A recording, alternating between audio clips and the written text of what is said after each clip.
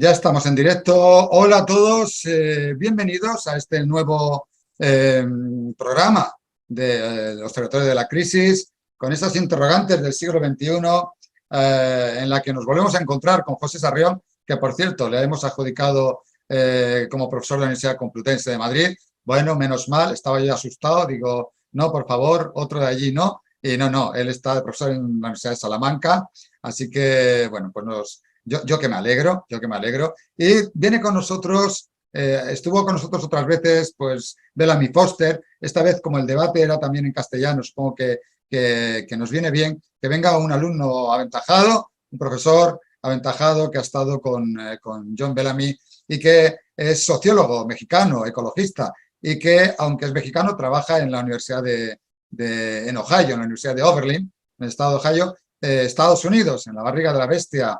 Es la primera vez que estoy con Mauricio Betancourt y bueno, por el apellido no hubiera averiguado nunca que era de México directamente, pero tampoco lo había ubicado directamente en Ohio, lo que sí que obviamente tratando el tema del ecosocialismo, tanto Sarrión como Betancourt tenía claro que conocían y seguían a Bellamy. Así que, bueno, pues un placer. Sarrión ya nos dio una charla y estuvo con nosotros, nos dio una ponencia y hoy en realidad nos queremos juntar con vosotros, con la gente que nos seguís, que seguís el curso y que estáis al otro lado en el canal de YouTube. Yo intentaré ser un poco vuestra voz, leeros, escucharos, por favor, todo lo que tengáis que ir apuntando en el chat, que sean preguntas, si es posible, para facilitarme las cosas. Cuando sean preguntas concretas para los ponentes, me lo ponéis en mayúsculas y, sobre todo, importante, quiero bueno, que intentéis centrar sobre todo el tema de hoy en lo que se va a hablar, capitalismo verde, ecosocialismo, o si ellos abren la espita y se van a otros temas, también, ¿por qué no? Y por supuesto, el contexto en que estamos de actualidad es inevitable trabajar. Así que por ahí bien. Primero que nada, saludar a José Sarrión, que ya nos conoce, que está aquí con nosotros, y preguntarle directamente, brevemente, qué es lo que le apetece que suceda hoy, de lo que podamos avanzar aquí en este pequeño programa de debate. Abrir los micros, que os he silenciado los dos. Abrirlos cuando queráis. A ver. Adelante, José. Nada, saludarte, Chema. Muchísimas gracias de nuevo por la invitación a la Academia de Pensamiento Crítico de Valencia y a la Fundación de Investigaciones Marxistas. Y nada, pues estuve muy a gusto con vosotros en la conferencia hace un par de semanas y espero que haya una participación interesante. Además, quiero decir que para mí es un honor compartir espacio con Mauricio, que es un verdadero especialista en esta temática, seguramente mucho más que yo, y que seguro que voy a aprender mucho en esta sesión. Así que nada, será un placer pasar el rato con vosotros otra vez. Bueno, yo os veo a los dos muy jóvenes y entonces no puedo deciros con tanta pompa como a Bellamy Foster y he puesto a Mauricio de alumno como si fuera uno que está empezando a graduarse ahora y realmente es un especialista, evidentemente, pero bueno, pues él mismo me ha indicado el hecho de que había estado participando en realidad con el profesor Bellamy Foster en trabajos. Así que nada, yo, Mauricio, saludarte primero también, qué es lo que esperas de la jornada, porque luego inmediatamente te voy a dar paso para que hagas tú una pequeña exposición de 10-15 minutos para que también nos ilustres con tus ideas fundamentales al respecto de ese capitalismo verde o ecosocialismo, si es que hay una disyuntiva ahí o no la hay. ¿Cómo estás, Mauricio? Encantado de conocerte. Hola, ¿qué tal? Muchísimas gracias primero que nada por la invitación, Chema, también a Leonel y a todos. Me da mucho gusto estar aquí. También mucho gusto, José, de conocerte. Vi tu intervención de hace un par de semanas. Me gustó mucho y pues también estoy encantado de estar acá y también seguro de que voy a aprender mucho. Y pues sí, listo para hablar con ustedes sobre el tema. Preparé una pequeña presentación con algunos aspectos de esta disyuntiva y un poco, pues, mi postura y lo que he investigado y lo que ha investigado esta escuela de tradición ecosocialista aquí, de Bellamy y demás, y combinada con mi propio trabajo.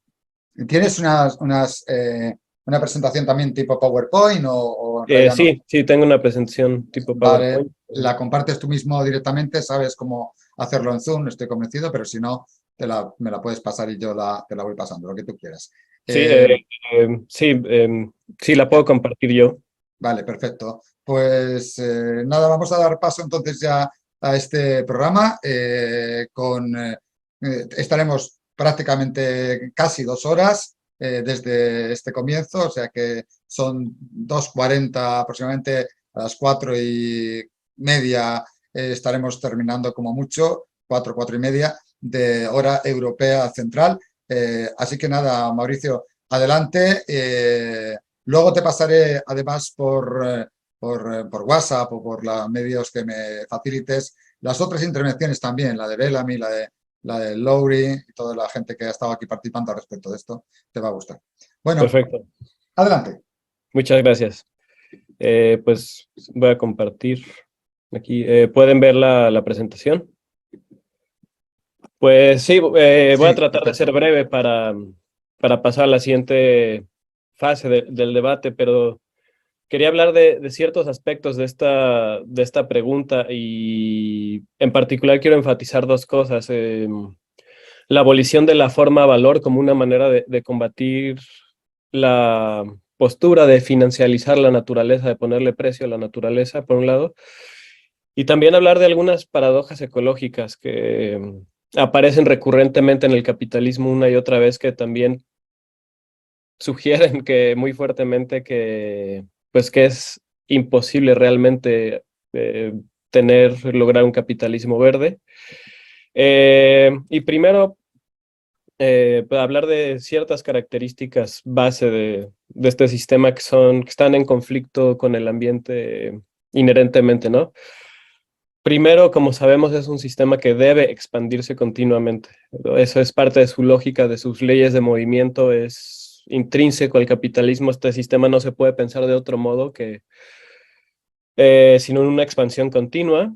Y esa expansión se traduce en el uso de más materias primas y búsqueda de también mano de obra más barata, nuevos mercados. Y entonces una expansión incrementada. Que tarde o temprano se va a enfrentar con la realidad de un planeta finito, y de hecho ya se está enfrentando con ella en muchos ámbitos. Y eso es un choque claro y evidente con cómo se destruye la naturaleza externa, y tal sistema también inevitablemente va a transgredir lo que muchos científicos naturales han llamado las fronteras planetarias, de las que voy a hablar más en un momento. Y de hecho ya ha transgredido 3 de ellas de manera muy importante y estamos en camino a transgredir otras. Y por último, el capitalismo no solo es un sistema económico que tiene esta lógica, sino que también crea un aparato político, judicial, cultural, esta superestructura que también promueve la acumulación y la expansión. Estamos escuchando todo el tiempo en los medios que hay que seguir consumiendo más cosas, comprar. Estamos bombardeados de publicidad todo el tiempo, promoviendo que compremos más y más y más mercancías. La obsolescencia incorporada en dichas mercancías, etcétera. Entonces, todo gira en torno a seguir comprando, consumiendo, y la producción a seguir bombardeándonos con este inmenso arsenal de mercancías. Pero bueno, quiero hablar un poco más de las fronteras planetarias, que son muy importantes aquí. Y bueno, vienen de este artículo bueno, esta es una versión actualizada de 2015 de un artículo de Will Steffen y otros publicado en Science, una de las revistas científicas más importantes. Y básicamente muestra que el calentamiento global es, desde luego, un problema ecológico fundamental, pero es en cierto modo la punta del iceberg, y es un problema que se relaciona con otros 7 problemas igualmente importantes, como son, por ejemplo, la integridad de la biosfera, en particular la diversidad genética, es decir, la tasa de extinción de las especies actual. Nunca antes se había visto desde que los humanos estamos en el planeta, y estamos pues ya en la zona roja, es decir, más allá de la zona de incertidumbre, tenemos clara certeza de que se están extinguiendo a ritmos sin precedentes. El cambio de uso de suelo ahí va. El uso de agua dulce aún no, pero puede que esté en camino. El uso de fósforo y nitrógeno como fertilizantes para la agricultura industrializada. Hay clara evidencia de que ya hemos rebasado esa frontera y hemos causado una ruptura metabólica en estos ciclos. produciéndolos al por mayor y luego son arrastrados a los cuerpos de agua y a la atmósfera y los terminan contaminando. La acidificación oceánica está en camino también, todavía no es tan grave como otros problemas, pero no por ello es menos importante. Y pues la lógica de expansión del sistema va a chocar y ya está chocando con esta realidad, como podemos ver. Y ante eso, lo que muchas posturas del capitalismo verde arguyen, sugieren, proponen, es pues que sí se puede solucionar esto dentro del sistema. Y hay una gran gama de posturas. Voy a hablar de algunas muy puntuales. Y una de ellas es, por ejemplo, la de ponerle precio a la naturaleza o a los llamados servicios ecosistémicos, porque se aduce que de ese modo se van a conservar mejor, ¿no? Si cuestan, bueno, a lo mejor se pueden cuidar. Y una figura muy importante en ese ámbito es este economista llamado economista ecológico estadounidense Robert Costanza, que básicamente propuso una teoría energética del valor basada en última instancia en la energía solar, pero esto se traduce en este artículo muy influyente que publicó en Nature en el año 97, eh, en que habla de capital natural. Él no inventó el término, pero lo retoma, y de servicios ecosistémicos, y calculó que ese año la biosfera en su conjunto valía 33 trillones estadounidenses de dólares, y luego como 145 trillones unos años después que actualizó los datos, en lugar de hablar de las contradicciones ecológicas, ¿no? En el centro del sistema. Y desde luego Marx y distintas posturas marxistas después de Marx, incluida Rosa Luxemburgo, por ejemplo, recuperaron la distinción entre valor de uso por un lado y valor de cambio por otro lado, y hablaron de que el problema no es revalorizar la naturaleza y ponerle valor a lo que hay allá afuera, sino de abolir, de hecho, esa forma de valor. Y más en específico, bueno, si quieren un poco más de historia del concepto de capital natural y de estas nociones de valorización, en esta revista Monthly Review, que seguramente conocen, es la revista socialista más antigua de Estados Unidos que sigue en publicación. Foster, de quien ya hablamos en el número de marzo, publicó este artículo de Naturaleza y Capital, y después este otro llamado En defensa de la naturaleza, resistiendo la financialización del planeta, en el número de abril. También están disponibles en español, me parece, y son de libre acceso. Pero bueno, volviendo a esto, Marx fue crítico de la forma valor como la forma social de la riqueza en el capitalismo, y en realidad buscaba abolirla. Y si recordamos, él hizo una distinción entre trabajo concreto, por un lado, que básicamente es el proceso de transformación humana de la naturaleza para producir valores de uso, para producir elementos útiles para nuestra supervivencia, y el trabajo abstracto, que es característico del capitalismo y es indiferenciado. Ahí no importa si alguien es herrero, si alguien es comerciante, si alguien produce zapatos, si alguien produce otra cosa. Es trabajo indiferenciado, abstracto, y esa es la sustancia creadora de valor en el capitalismo. Y en otras palabras, él dice, es una relación social específica al sistema basada en la diferencia de clases y en la división del trabajo. No es algo que esté ahí realmente allá afuera, y entonces es una manera reificada, una fetichización que hay que abolir. Entonces, pues posturas como la de Constanza en realidad no nos pueden llevar muy lejos, porque pues siguen muy confinadas dentro del sistema y finalmente sirven esos intereses. Y como dice Foster en esta pieza, poner un precio a un bosque para que su trabajo en energía ya no sea no pagada, es decir, hacerlo mercancía, no hace más probable que se conserve el bosque que el no tener precio, ¿no? Esto se debe a que el problema real es el sistema de acumulación de capital. Las aves del mundo no están muriendo están muriendo porque sus hábitats están siendo destruidos por la expansión del sistema, no porque no tienen valor desde el punto de vista del mercado, ¿no? Y por tanto, el desarrollo humano sustentable requiere no de la incorporación de la naturaleza al sistema de valor y al mercado, sino su abolición misma, ¿no? Abolir esta forma de valor y dejar de reificarla como este objeto que crea riqueza en el capitalismo. Por otro lado, tenemos posturas como la de estos personajes, entre otros, ¿no? Escogí unos muy representativos, desde Bill Gates hasta Elon Voy a avisar a los del canal, no son los próximos invitados, que Musk. no se, que no se me Estaría, asusten, no se me sí, asusten. afortunadamente, ¿no? Y estas personas son consideradas por muchos filántropos ecologistas, ¿no? Por increíble que pueda parecer. Y básicamente, en resumen, lo que proponen, la esencia de lo que proponen estas personas es lo que se llama geoingeniería, o incluye tecnologías básicamente desde la producción de biocombustibles, nubes artificiales, dióxido de azufre en la estratosfera para reflejar los rayos del sol, espejos y sombrillas cósmicos, globos de helio, aparatos inexistentes todavía que succionen el dióxido de carbono de la atmósfera, y etcétera, que rondan desde lo más burdo hasta lo más refinado de la ciencia ficción, ¿no? Incluyendo, por ejemplo, en el caso de Musk, la idea de mudarnos de planeta. Ah, bueno, destruimos este, no importa, nos vamos, ¿no? A otro. Entonces, básicamente ellos creen que la tecnología y estas llamadas balas mágicas nos van a salvar. Y por un lado financian esto y por otro siguen destruyendo el planeta con sus empresas.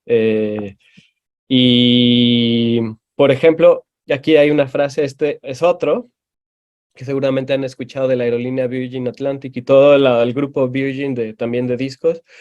Bueno, el dueño, este empresario inglés, dijo: si las mentes más brillantes del mundo de hoy compiten, como estoy seguro que lo harán, nótese la competencia de entrada, ¿no? Por el reto Virgin Earth, creo que se podrá encontrar una solución al problema de CO2 que podría salvar al planeta, no solo para nuestros niños, pero para todos los niños que vendrán. Podemos seguir viviendo nuestras vidas de una manera bastante normal, conducir nuestros automóviles, volar nuestros aviones, la vida puede continuar con normalidad. Es decir, va a llegar la tecnología, nos va a salvar para que el capitalismo siga y no cambie la realidad del planeta, ¿no? Y un sociólogo, Salvatore Babone, le contesta, creo que de manera muy apropiada: si dos palabras pueden capturar la extraordinaria redistribución de la riqueza de los trabajadores a los ricos, o sea, el robo de la riqueza de los trabajadores por los ricos durante los últimos 40 años, la flagrante desvergüenza del consumo ostentoso contemporáneo, la privatización de lo que solían ser privilegios públicos y la destrucción descarada de nuestra atmósfera, lo que está conduciendo rápidamente hacia la extinción de casi toda la vida no humana en la Tierra, todo cubierto con una pretensión hipócrita de piadosa virtud ambiental. Esas dos palabras son Virgin Galactic, o sea, este señor, ¿no? Y pues ahí están dos posturas contrastantes de capitalismo verde o socialismo ecológico, ¿no?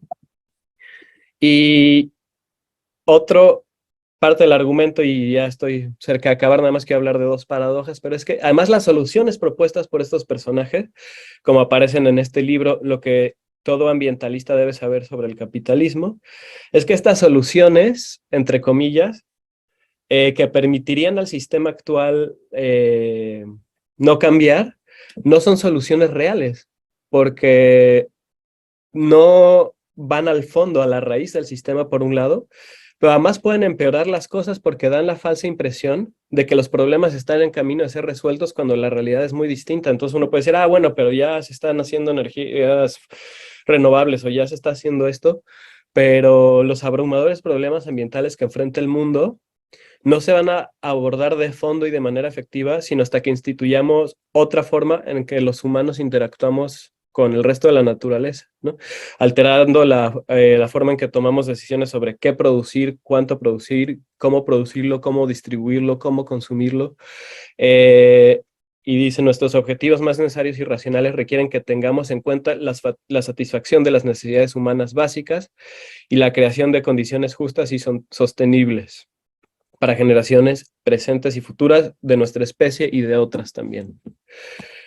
Y por si esto fuera poco, hay otros dos problemitas que, entre otros, que un poco, pues, desde mi punto de vista, destruyen cualquier argumento que le pudiera quedar al capitalismo verde, y es lo que se llama la paradoja de Jevons y la paradoja de desplazamiento también, que son dos paradojas relacionadas. Y básicamente la paradoja de Jevons, seguramente ya la han escuchado, pero es esta idea de que un incremento en la eficiencia en el uso de un recurso no necesariamente se traduce en un decremento en su consumo. De hecho, muchas veces incrementar la eficiencia de un recurso implica que lo consumimos más. Entonces, por ejemplo, mucha gente dice, bueno, va a haber coches más eficientes, es decir, que recorren más kilómetros con la misma cantidad de gasolina o con menos gasolina. Por lo tanto, van a emitir menos CO2 y van a contaminar menos. La realidad es que eso contribuye a que en realidad haya más coches circulando y al final, en su conjunto, esa sociedad acaba consumiendo más. Eh, y pues podemos pensar en este caso hipotético, digamos, un planeta uno, que es bastante real, es el mundo en que vivimos en muchos sentidos, muy eficiente, donde digamos que se requiere 1 litro de gasolina para recorrer 50 kilómetros, y un mundo hipotético 2, que fuera lo inverso, que se requirieran 50 litros para recorrer 1 kilómetro, es decir, un mundo donde es muy ineficiente usar el automóvil. Y la pregunta es, ¿en qué mundo sería mayor el consumo de gasolina? Inicialmente podríamos creer que en este, porque es muy eficiente, pero a lo mejor si lo pensamos con más detenimiento, la respuesta no es tan trivial, porque en el mundo uno es tan fácil usar el automóvil que todo mundo lo haría, todo gira en función a usar el automóvil, para ir al supermercado, para ir a la escuela, para ir a lo que sea, todo mundo lo usa. Entonces, al final todos esos usos van sumando, mientras que aquí quizás es tan ineficiente que nadie lo quiere usar, no hay la infraestructura para usarlo, no hay tantos caminos, se prioriza más desplazamiento, digamos, usando la bicicleta, etcétera. Entonces, pues esa es un poco la idea detrás de esta paradoja. Eh, Otro ejemplo, digamos que en esta sociedad con refrigeradores viejos, refrigerador como les llamamos en México y en Latinoamérica, consumen 10 kilowatts hora de energía. Digamos que hay 10 de esos en esa sociedad, pues el consumo total sería de 100 kilowatts por hora, pero hay una mejora tecnológica que los hace más eficiente y más baja el precio de la energía, y por tanto ahora esa sociedad tiene 13 refrigeradores, porque quizás familias que antes o negocios que antes no los tenían, compran uno, y aunque sean 20% más eficientes, en realidad el consumo total de esa sociedad es mayor. Y esa es la esencia de esta paradoja. Y eso pasa, se ha demostrado que pasa recurrentemente bajo el sistema, y vamos a ver por qué en un momento. Y aunado a eso está la paradoja de desplazamiento, que es una idea fundamental, que ha sido muy desarrollada por este otro sociólogo estadounidense, también de Oregon, Richard York, que básicamente es la idea de que la disminución en el uso, por ejemplo, bueno, les voy a dar un ejemplo, más bien, por ejemplo, relacionado con los combustibles fósiles. Se supone que el discurso de las energías renovables es que van a aumentar, digamos, va a aumentar la energía hidroeléctrica, la energía eólica y la energía nuclear. Y bueno, para empezar, es muy debatible si esas energías son sustentables en primer lugar, porque tienen muchos costos ocultos y destrucción. Pero suponiendo por el momento que lo son, al menos en el sentido de que no directamente emiten CO2, a pesar de todos los problemas que tienen, se supone que una vez usando esas, va a disminuir el uso de combustibles fósiles, pero la realidad nos muestra que no es así, que el incremento en la existencia y el uso de energías llamadas renovables no se ve asociada con una disminución en el uso de energías fósiles. Vemos, por ejemplo, que desde la revolución industrial a la fecha, los biocombustibles, es decir, la madera, que es lo que se quemaba antes de la era del carbón, pues sigue, de hecho, ha aumentado el uso de la madera. El carbón, que pues despegó durante la revolución industrial, sigue usándose a pesar de que hay sustitutos. El petróleo, que es un combustible del siglo XX, pues sigue incrementándose a pesar de que hay energía hidro, ¿no? De presas y demás, energía nuclear. Entonces, que crezcan unas no implica que disminuyan otras, como muchas de estas posturas suponen. Todas están aumentando en realidad. Y hay otro trabajo sobre eso que se llama ¿Por qué el petróleo no salvó a las ballenas?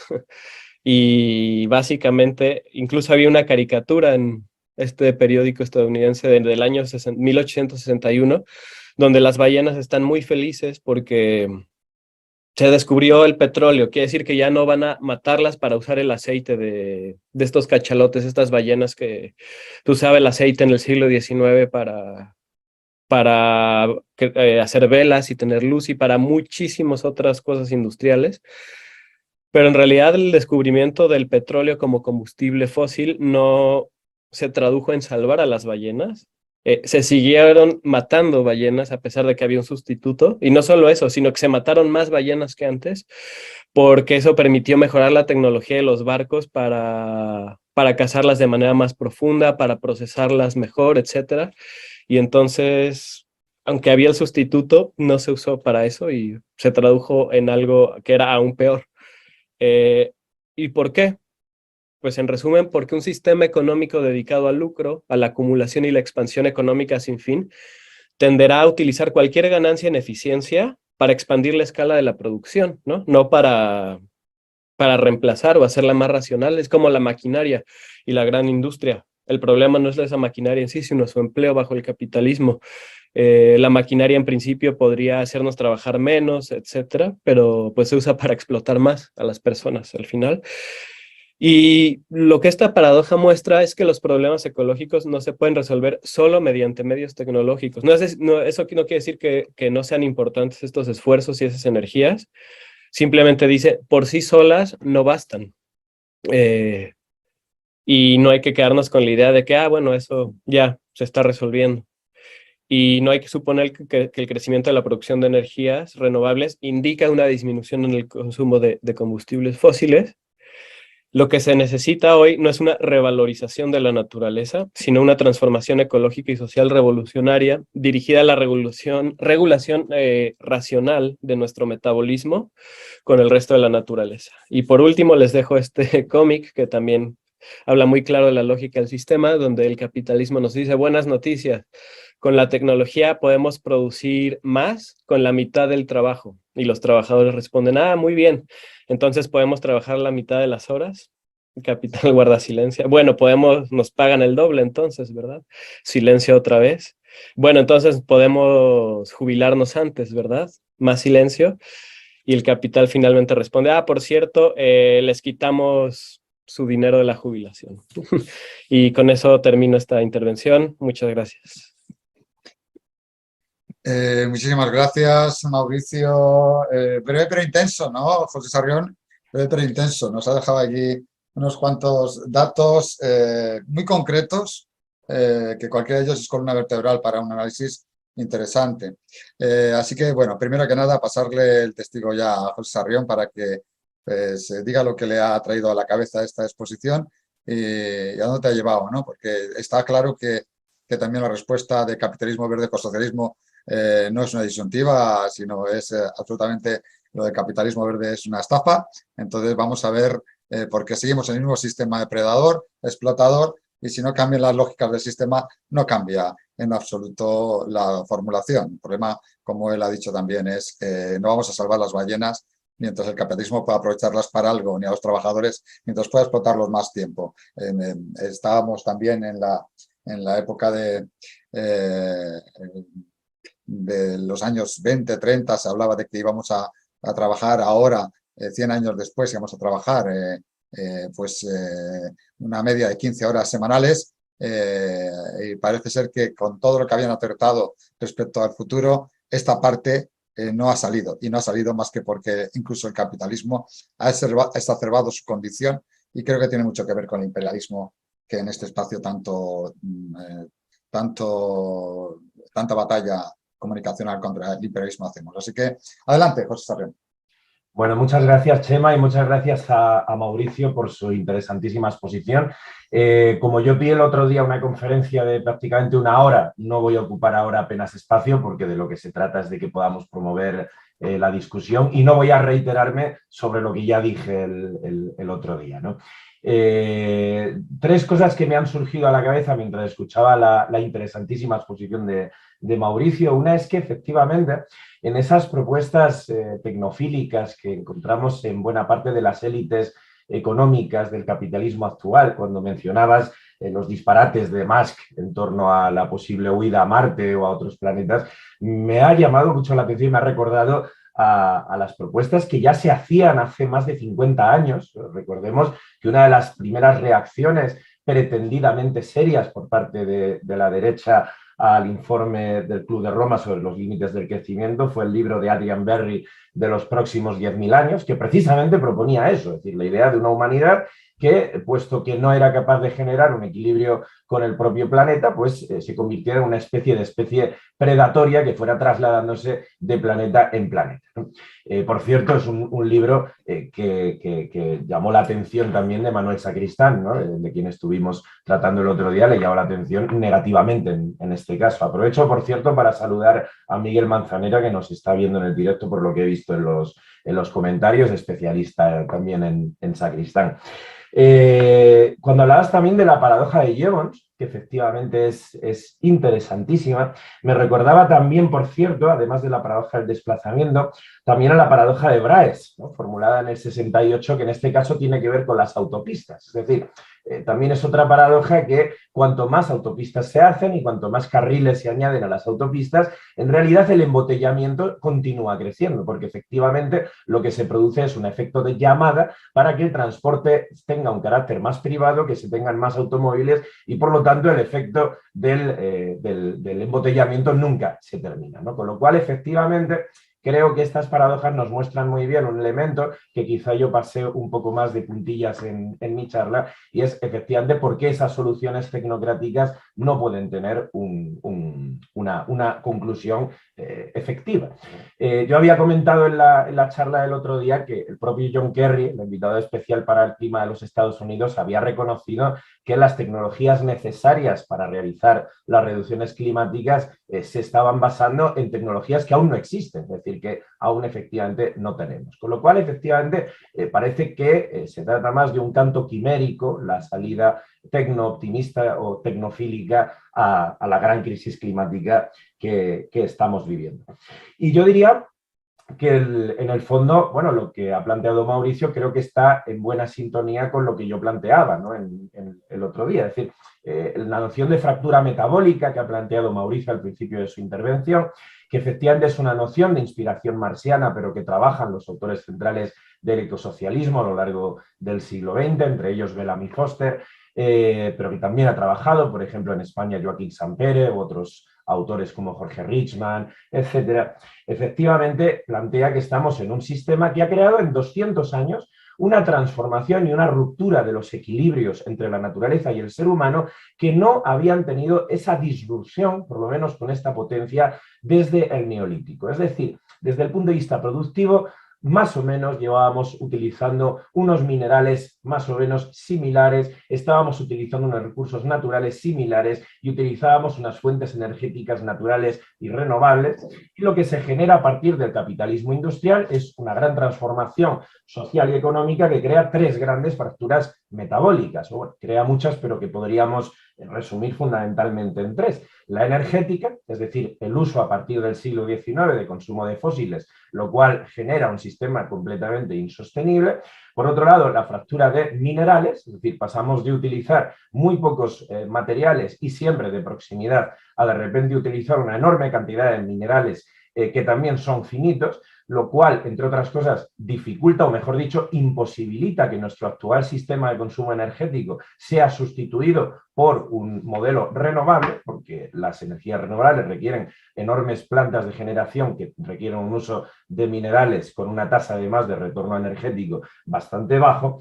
Y en tercer lugar, la fractura alimentaria, es decir, esa diapositiva que situaba Mauricio en la que hablaba acerca del consumo de nitrógeno y fosfatos para el campo, en esa mineralización de la tierra sostenida que estamos realizando desde el siglo XIX y que hoy además se ve aumentada por el uso de los cultivos transgénicos, lo que han provocado es una pobreza de la tierra que a día de hoy solo funciona si se mineraliza de una manera artificial, lo cual también tiene una limitación en el tiempo. Con lo cual, efectivamente, creo que queda bastante claro que el capitalismo, entendiendo por tal un sistema que tiene en su elemento central la necesidad de aumento permanente, la necesidad constante de aumento exponencial, es un sistema que es incompatible con una sostenibilidad ecológica. Es decir, si habláramos de un sistema compatible con la ecología, deberíamos hablar de un sistema que no tenga la tendencia al crecimiento y, por lo tanto, estaríamos hablando de un no capitalismo. Hablaríamos de un sistema que ya no podría llamarse capitalista. Con lo cual, efectivamente, yo creo que de lo que se trata es de plantear la alternativa. Y la alternativa, efectivamente, yo diría que es una alternativa anticapitalista y, por lo tanto, socialista.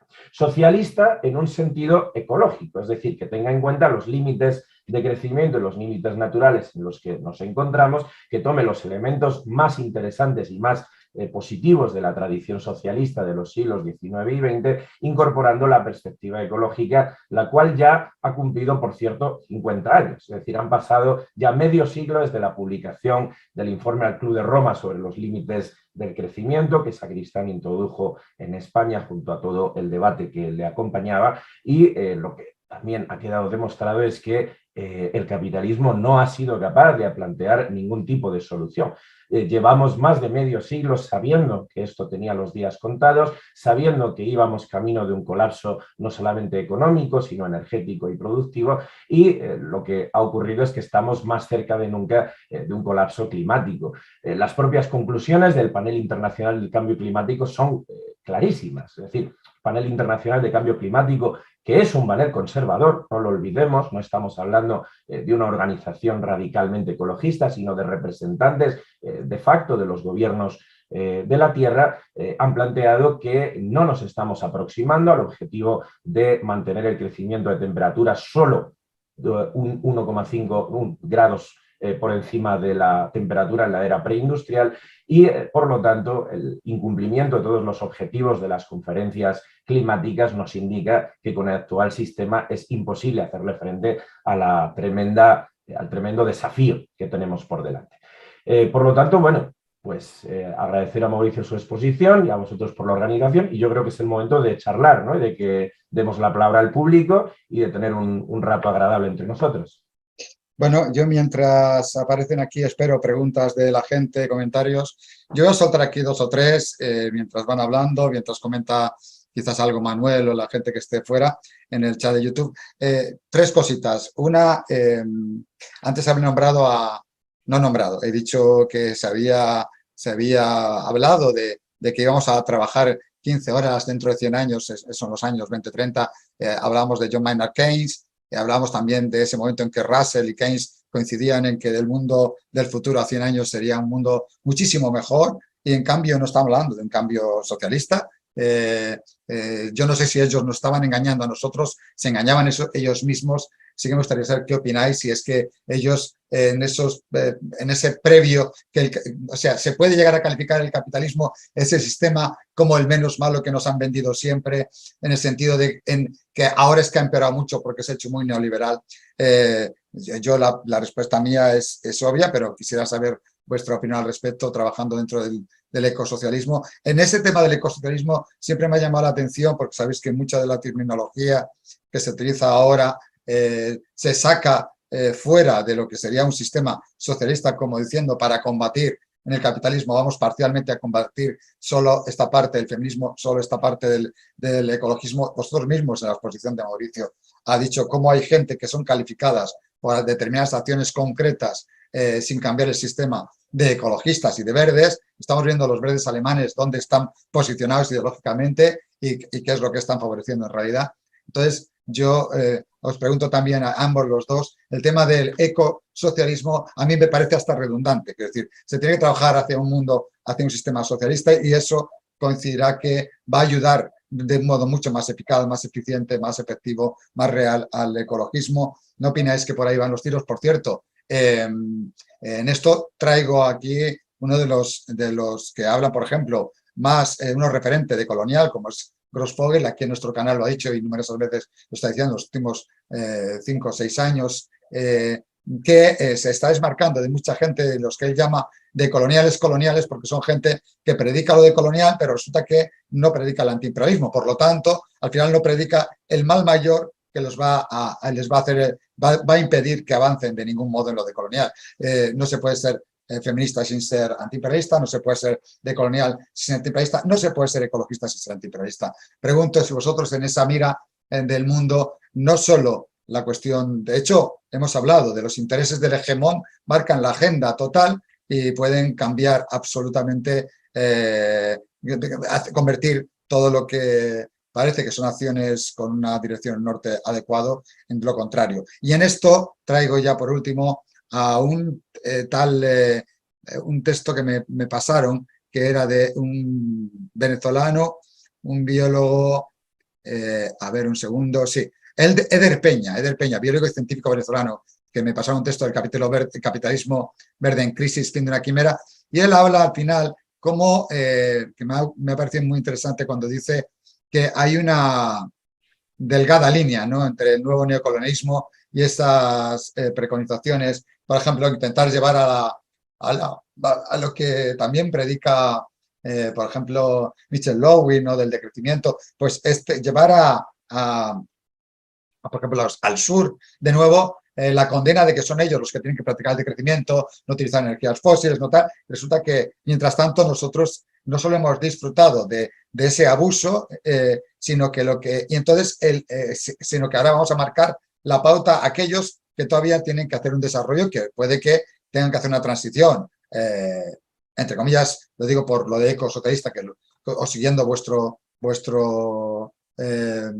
conceptos, esa transición ecosocialista, ellos deberían ser mucho después. No, aquí lo que ocurre, y Eder Peña lo dice, es que este espacio post-industrial, post-revolución industrial me refiero, que se le ha llamado antropoceno por la intervención en lo que es el sistema planetario del antropos, del hombre, en realidad dice que se tenía que haber llamado capitaloceno, porque en realidad está más bien viendo el daño que hace ese capitalismo, ese capital, ese norte global, desplazando el impacto de todo su daño por sus sistemas económicos, sus mecanismos de comercio internacional, etcétera, etcétera, al sur global, ¿no?, al sur del mundo. Creo que por ahí tenemos también otro tema que nos llevaría, largo y tendido, a hablar cuánta gente no se esconde en una falsa ideología de izquierda o falsa ideología antisistema y que en realidad son absolutamente prosistema. Por eso mismo que has dicho tú, Mauricio, en el tema de ese ejemplo que dabas, ¿no?, la eficiencia energética convertida en realidad en la forma de destruir más todavía la ecología, ¿no? Cómo pueden engañarnos la apariencia de estar haciendo unos planes que en realidad lo que buscan es, no, tranquilos, si tenemos otro planeta, y lo tenemos no pocos, no todos, porque no nos íbamos a ir ahí todos, ¿no? Y como estoy esperando a que vengan aquí preguntas, aún os daré otra más por si acaso.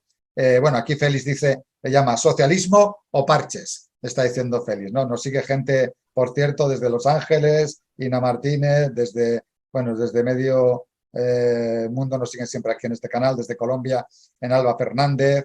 Están impresionados, por cierto, con la exposición. Creo que es la más breve exposición que hemos tenido nunca en tertulias en cuarentena.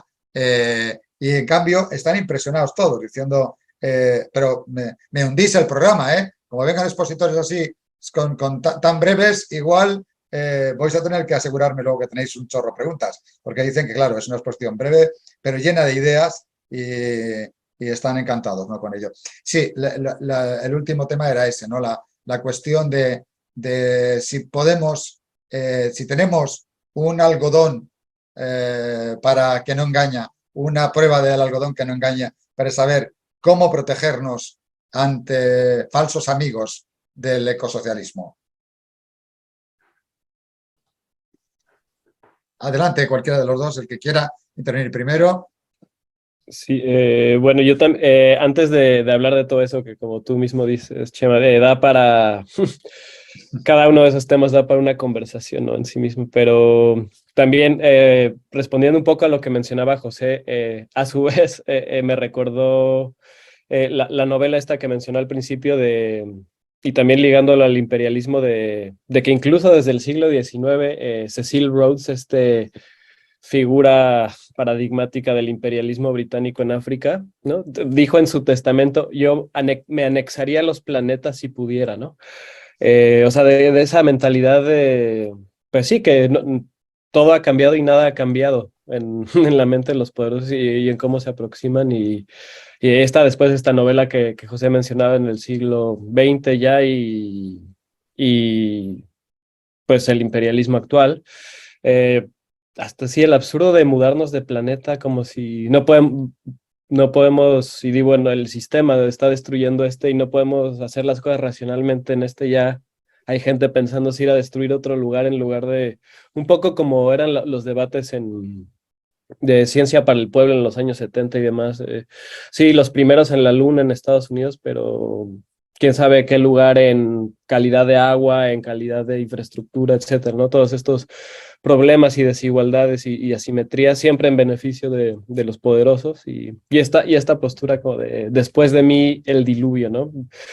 Que pues yo me voy a cuidar, yo si soy Musk, bueno, pues sí, me voy a ir a Marte y me voy a salir, pero que 90% de la humanidad se extinga por, además algo que yo estoy propiciando, ¿no? Yo y un puñado de otras personas y haciendo. Y nada, me recordó eso y también, desde luego, pues sí, creo que también partimos del supuesto ya que el capitalismo verde es imposible y pues que hay que enfocar las energías en el socialismo, en el ecosocialismo, ¿no? Y creo que un componente central de eso, obviamente no se reduce a eso, pero es también la agroecología, la manera en que producimos nuestro alimento y creo que también sería un gran tema del que habría que hablar la agroecología y cómo se ha implementado. Y yo he trabajado algo de eso, sobre todo en el caso de Cuba, que tiene un gran programa agroecológico. Y bueno, y sobre tus preguntas, Chema, lo quería muy rápidamente es, no sé si Keynes y esa generación realmente se engañaba a sí misma o nos engañaban, creo que, bueno, desde luego eran economistas capitalistas. Eh, Pasarían por rojos peligrosos ahora, ¿eh? exacto, que como están las cosas ahora pasarían por muy de izquierda, pero pues no lo eran, ¿no? Y en realidad eran economistas que plantearon una alternativa dentro del capitalismo y ciertas concesiones ante el mundo socialista que sí existía en ese entonces. Y bueno, hay que mostrar que aquí medio se pueden lograr ciertas cosas con límites y sí, yo creo que pues en ese entonces nadie, a pesar de que el término neoliberalismo y demás, pues ya se había creado pues en este miedo con la Viena Roja y Mises y toda la sociedad de Montpellier y todo eso, pues nadie creía realmente que iba a haber neoliberalismo, ¿no? Era una cosa irrisoria y 40 años después, pues empezó a cambiar la situación y hubo un giro hacia la derecha muy, muy, muy marcado que quizás incluso sorprendería a Keynes y a estos economistas capitalistas, ¿no? Que hoy pasarían por rojos. Y bueno, también tengo algunas cosas que decir sobre el capitaloceno, pero las podemos dejar para más adelante. Y sí, pues es lo primero que me vino a la mente esto. Bueno, pues ahora luego te volvemos a pasar palabra, Mauricio. Adelante, José Arrión. También, por cierto, por aquí pregunta en Alba Fernández, ¿qué deben hacer los países socialistas como Venezuela con pobreza que tienen petróleo, pero la tecnología para incrementar la agroindustria alimentaria también requiere de combustibles fósiles? Sí, sí, ya me acabo de poner. Muchas gracias. Bueno, creo que esta pregunta conecta en buena medida con una cuestión que mencionabas en tu intervención, Chema, y que en realidad, bueno, es un debate recurrente en las discusiones en torno al decrecimiento, ¿no? Claro, yo diría dos elementos. Primero, efectivamente, yo estoy de acuerdo con Chema en que sería y es una hipocresía exigirle a los países pobres que realicen una contención energética desde los países, es decir, decírselo desde los países que hemos realizado un mayor consumo de dichas energías, ¿no? Y desde polos imperialistas en los cuales España ha participado y ha sido un país lacayo, ¿no? En este sentido, un artículo que recogía hace poco el colectivo Spy Marks del estudioso indio Ashish Kotari mostraba cómo la mitad del daño ecológico que se ha realizado en los últimos 50 años ha sido causado por Estados Unidos, Europa y Gran Bretaña, a pesar de que solo representamos el 15% de la población mundial. Y sin embargo, el 50% más pobre del planeta son responsables de solamente un 7% de las emisiones. Hay un informe de Jason Hickel y otros que muestran cómo solamente Estados Unidos ya son responsables del 27% de la emisión de gases, seguidos por Europa y Gran Bretaña con el 25%. Evidentemente, esto no significa que el cambio social y cultural que necesitamos para hacer frente al inevitable colapso no implique un cambio radical de vida para el conjunto de la población. Pero es importante tener esas cuestiones en mente, especialmente frente a ciertos discursos que se observan con mucha claridad en la nueva extrema derecha, en el nuevo nacional populismo de derechas que estamos observando, que tienden a situar a la población contra el ecologismo. Esto se ve perfectamente bien en los discursos de Vox, ¿no? Es decir, el cambio climático es un invento de una serie de élites neomarxistas, etcétera, en una especie de contubernio, y en realidad lo que quieren es evitar que podamos tener niveles de consumo determinados, ¿no? Bueno, frente a esos discursos, lo cierto es que hay que decir que el 10% de la gente más rica del planeta, 630 millones de personas pertenecientes mayoritariamente a los países industrializados, pero también a países árabes, China o India, son responsables del 52% de las emisiones acumuladas de carbono. Entonces, esto es un primer elemento, ¿no? Claro, plantea desde el público una pregunta que es ¿qué debe hacer Venezuela? Yo no me atrevería a responder una pregunta de ese tipo porque creo que es una respuesta que requiere estudio y que requeriría un nivel de conocimiento que yo no puedo abordar. Pero desde luego lo que creo es que primero la salida es efectivamente global y desde luego lo que ciertamente Venezuela también sabe y conoce es que el pico del petróleo ha sido alcanzado y que vamos a sociedades donde va a haber unas complicaciones energéticas grandes. De hecho, a nadie se le escapa que parte de la desestabilización que el imperialismo intenta introducir permanentemente en Venezuela tiene que ver también con la crisis del petróleo. Es decir, Venezuela se convierte en una pieza a cazar por parte del imperialismo en un contexto de tremenda inestabilización de los países exportadores de petróleo y de escasez. Por lo tanto, hay fenómenos que están completamente conectados y que tienen absoluta relevancia, ¿no? Por cierto, Mauricio mencionaba en su última intervención a Cuba, ¿verdad? Y es muy interesante, porque esto lo explicaba muy bien Joaquín Sampere, ¿no? En su libro de las cenizas de Prometeo. Si bien es cierto que el socialismo real se caracterizó por un productivismo importante, en parte porque procedía culturalmente de unas coordenadas políticas donde la ecología no era una problemática ni mucho menos central, ¿no? A pesar de que en Marx y en Engels hay puntas ecológicas tremendamente interesantes, ciertamente no era una problemática central en su tiempo y por tanto tampoco lo es para ellos, pero ciertamente es muy interesante analizar dos elementos. Primero, efectivamente, la cuestión de la agricultura ecológica, que es uno de los elementos centrales de las discusiones productivas en Cuba desde hace mucho tiempo, y además un fenómeno, y es cómo Cuba enfrentó en su momento al periodo especial, en ese momento de absoluto y radical bloqueo que sigue persistiendo en la actualidad, pero que tiene un momento de máxima expresión durante los años inmediatamente posteriores a la caída del socialismo real, y cómo Cuba tiene que reinventarse y tiene que volver a construir una agricultura y una ganadería prácticamente con medios de producción naturales, con energías prácticamente renovables, sin tener acceso apenas a gasoil, a combustibles, etcétera. Y cómo, a pesar de todas las dificultades, lo cierto es que creo que fue una respuesta que en condiciones de extrema necesidad y de auténtico colapso logró al menos garantizar la vida de la población. Ciertamente con sufrimientos, pero no hubo muertos de hambre, no hubo situaciones de absoluta catástrofe humanitaria, a pesar de que estábamos en un colapso gigantesco. Y creo que es un periodo importante a estudiar, esto lo destaca Sampere y estoy de acuerdo con él, porque ciertamente la situación de colapso energético a la que se ve abocada la gran mayoría del planeta en un plazo relativamente breve nos va a poner en una situación muy similar. Es decir, ¿qué va a significar para nuestras sociedades la desaparición de nuestras fuentes de energética habituales? Esto va a significar colapsos en el campo, colapsos en el transporte, colapsos en la industria farmacéutica, colapsos en la industria médica. Es decir, estamos hablando de una transformación radical de nuestro modo de vida que nos va a obligar a reinventarnos en periodos excepcionalmente breves. Y el tiempo con el que contábamos para prepararnos se está agotando. Es decir, podríamos haber dedicado las últimas décadas a preparar una transición calmada y lo cierto es que ese tiempo se está agotando. Hay autores que hablan ya de que ya no podemos hablar propiamente de transiciones, sino que ya tenemos que hablar de cómo abordar el colapso, porque el colapso ya a día de hoy es inevitable. Hay escuelas que ya plantean esta cuestión. Por último, un par de notas, porque me parece importante algo que mencionaba Chema en su intervención, y es, efectivamente, ¿por qué los partidos verdes no se han hecho también una autocrítica?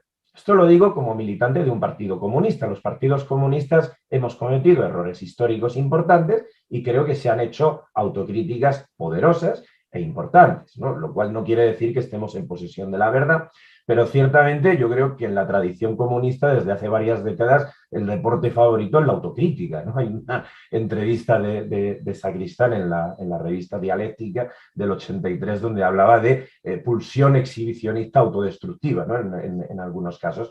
A mí me gustaría saber también por qué no se realiza también una autocrítica de aquellos nuevos partidos verdes que tan ilusionantes fueron en su momento. El Partido Verde Alemán en su momento ciertamente parecía algo realmente interesante y realmente importante, y a día de hoy efectivamente se han convertido en el ala, podríamos decir, amable del sistema, que se han convertido en partidos ya netamente belicistas, netamente encuadrados con el discurso hegemónico dominante y con partidos que no suponen ninguna transformación, incluso cuando forman parte de estructuras de poder tan importantes como en Alemania, ¿no?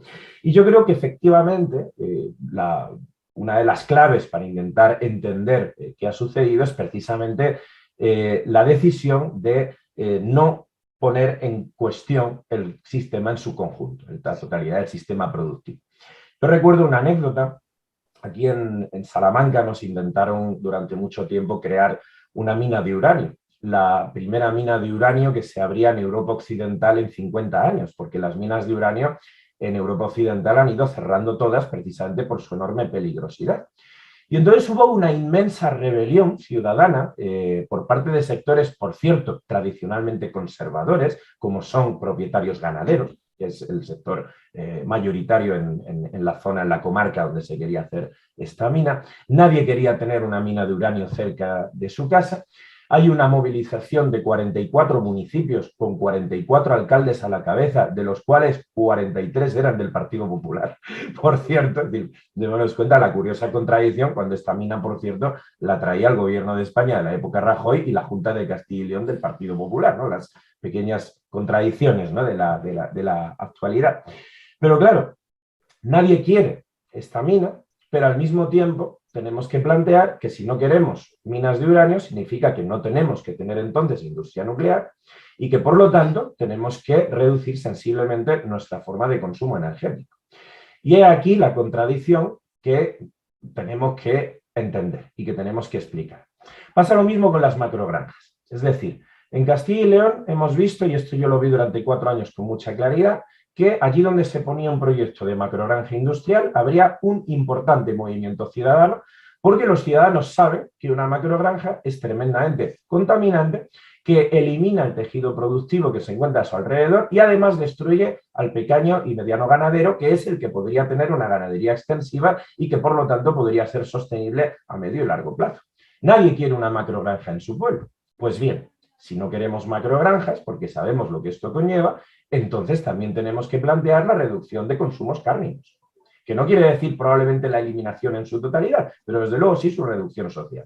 Porque si seguimos entendiendo que una buena calidad de vida consiste en el consumo desaforado de niveles cárnicos para la totalidad de las edades, las personas y de la sociedad en su conjunto, entonces no podremos renunciar a esas macrogranjas que nadie quiere tener luego en su localidad. Este tipo de contradicciones y este tipo de factores creo que ejercen, ¿no? Y recordaba lo de la mina de uranio, porque cuando fuimos junto a las plataformas que luchaban contra la mina, nos encontramos en uno de nuestros viajes, fuimos al Parlamento Europeo a Bruselas a tratar de recabar apoyos, ¿no?, entre los diferentes grupos parlamentarios en la lucha de este pequeño pueblo de Retortillo contra la mina de uranio que le querían abrir. Y nos encontramos un personaje muy curioso, que era un eurodiputado de la derecha portuguesa, que era de un pequeño partido que iba en coalición con el Partido Conservador de Portugal, y que era un pequeño partido que se declaraba a sí mismo como partido ecocapitalista. Un pequeño partido que decía que defendía el libre mercado, defendía un conservadurismo, etcétera, pero paradójicamente se consideraban a sí mismos verdes y en cierta medida ecologistas, ¿no? Claro, y efectivamente incurría en esta contradicción. Es decir, ellos planteaban que no querían minas de uranio en Portugal y tampoco en Salamanca, porque Salamanca está muy cerca de Portugal, pero efectivamente no ponían en cuestión el sistema productivo que nos lleva a necesitar esas minas de uranio o esas minas de litio o esas minas de tierras raras o esas macrogranas, etcétera. Yo creo que esa contradicción central es muy importante. Ecocapitalistas, ¿no? Qué bueno. Mira, ¿ves? Ahí hemos encontrado la solución a la disyuntiva de la pregunta. La solución terrible, ¿no?, que nos planteaba ese portugués. Mira, lo de la macrogranja no solo tendría un cambio social, sino incluso tendríamos que plantearnos, incluso los reformistas tendrían que plantearse, primero que nada, tener un gobierno. Para tener un gobierno reformista, lo primero que tener es un gobierno y no derivar a que el gobierno te lo impongan desde Bruselas, que a su vez se impone desde unas transnacionales que tienen sus lobbies ahí, deciden lo que hay que hacer, que a su vez están supeditadas a los intereses bélicos, geoestratégicos y geopolíticos de Estados Unidos y de toda la anglosfera. Entonces, al final vamos a que seguramente incluso para soluciones reformistas necesitan unos pasos antiimperialistas. Nada de todo eso nos va a valer. Y, por supuesto, un paso antiimperialista sí que empieza a ser un ataque al sistema, porque el capitalismo, en su necesidad urgente de seguir creciendo a toda costa, acaba siendo imperialismo si no es frenado y retrocede, ¿no? Entonces, en ese sentido, sigo preguntándome lo de la prueba del algodón, ¿no? ¿Dónde está? Aparte que se ha quedado Mauricio ahí con el capitaloceno por ahí pendiente para comentar alguna cosa. Y bueno, creo de verdad que es importante también cómo se ubica en la situación actual de guerra, una guerra real, global también, porque están ubicando cada uno en su posición.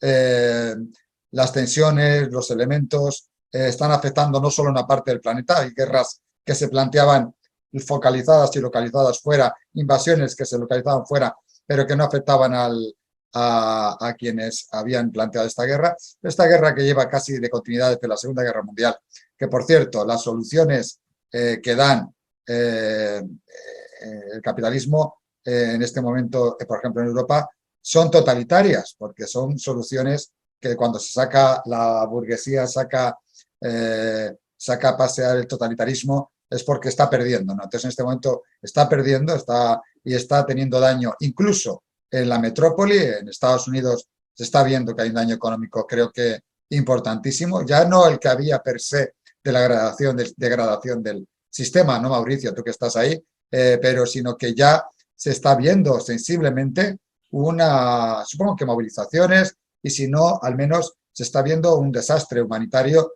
increciendo, ¿no? Entonces, ubicados en este momento actual, esta situación actual, Mauricio, ¿crees que todo lo que estamos hablando lo podríamos hablar igual, de la misma manera, sin pensar en este momento actual y en un cambio de hegemón, y un cambio de paradigma, sino en un desastre global de mayores dimensiones? Quiero decir, de poco va a valer, si hay una guerra nuclear, todos los aspectos que queramos tocar sobre cuál es el sistema al que tenemos que dirigirnos. Adelante, Mauricio. Sí, muchas gracias. Bueno, antes de hablar del capitaloceno y de lo de la prueba de algodón y eso, y bueno, de esta última pregunta, que es también una bomba y una pregunta muy compleja. Sí, una mención rápida. No estáis obligados a contestar, ¿eh? Esto no es luz de gas. Yo suelto cosas y vosotros contestáis lo que os dé la gana, ¿eh? Gracias, sí. Bueno, de lo que quiero hablar es insistir otra vez en lo de Cuba, porque creo que es muy relevante también y se relaciona a lo otro que has planteado, Chema. Y efectivamente estoy de acuerdo con lo que dice José. Y Cuba es muy interesante porque pues se mezclan tantas cosas en su historia. Primero es la primera colonia en América, ¿no? No las primeras, antes que México, incluso antes el lugar al que llega España y arrasa, extermina la mayoría de la población nativa y arrasa también con la vegetación nativa para sembrar azúcar. Y así se queda 500 años básicamente la isla. Hasta el siglo XX, Cuba se independizó en el 1903, independizó entre comillas, ¿verdad? Porque entró a Estados Unidos para quitar a España y se volvió una neocolonia de Estados Unidos por otros 50 años. Y luego vino la revolución y otra vez sí, en esos 50 años exportando azúcar y después de la revolución exportando azúcar, pero ahora para la Unión Soviética también. Entonces, efectivamente, con esta visión productivista y muchas, bueno, por 500 años impuesta sobre la isla por alguien, ¿no? Y después se disuelve la Unión Soviética, Cuba se queda sola, pierde el 70% de sus relaciones, de sus importaciones, 85% de sus relaciones comerciales de la noche a la mañana con el bloque socialista Europa del Este, fundamentalmente la URSS. Y pues sí, hablando de pues quizás escenarios que van a ser parecidos en el futuro, ¿no? Con estas crisis energéticas que estamos viendo el día de hoy. ¿Qué país habría resistido eso, no? ¿Qué país resistiría hoy que le corten el 70-80% de las importaciones? Y Cuba en esta, pues sí, suerte de economía de guerra en periodo de paz, el periodo especial, logró hacer una serie de transformaciones radicales de su economía, incluyendo fundamentalmente, aunque no solamente el sector agrícola, y logró eh, pues desarrollar un sistema para alimentar a su población en unos pocos años, que hoy es ejemplo en muchos sentidos, ¿no? Para el mundo.